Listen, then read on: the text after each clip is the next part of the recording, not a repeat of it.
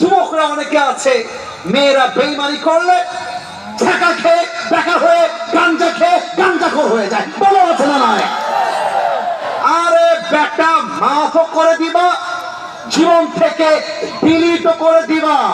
আমার জীবনে বেইমানের কোনো জায়গা নাই। ক্ষমা হবে, আমার জীবনে জায়গা হবে না। দেখেন তো মক্কা বিজয়ের ইতিহাস, আল্লাহ রাসূল বাবুরা এই নুনু কেটে দিব একেবারে। মুসলমানই হয়নি, মোবাইল ফোন বের করে টিকটক করে। আমি অবাক হয়ে যাই। আমি একটা কথা বলে ফেলবো, রাগ করবেন না তো? হ্যাঁ, রাগ করবেন মনে হয়, বলবো না।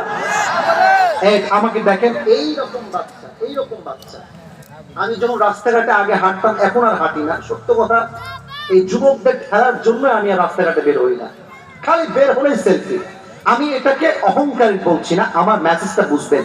এইরকম বাচ্চা আমাকে দেখে দৌড় দিয়ে আসে, তো দেখতেছি ওর হাতে ফোনটা এমন করে ভিডিও করতেছে। বাচ্চা কত হবে, এই 5-6 বছর বয়স হবে। বলছে, এই বাচ্চাই তুই আমাকে চিনিস কেমনে? বলছে টিকটকে দেখেছি।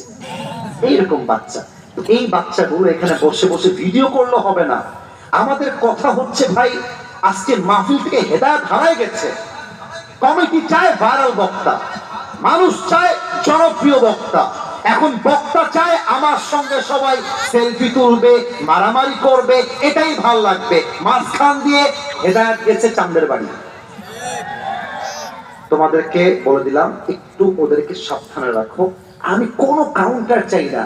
12টা পর্যন্ত ওয়াজ চলবে, 3 পতন নীরবতা। আমার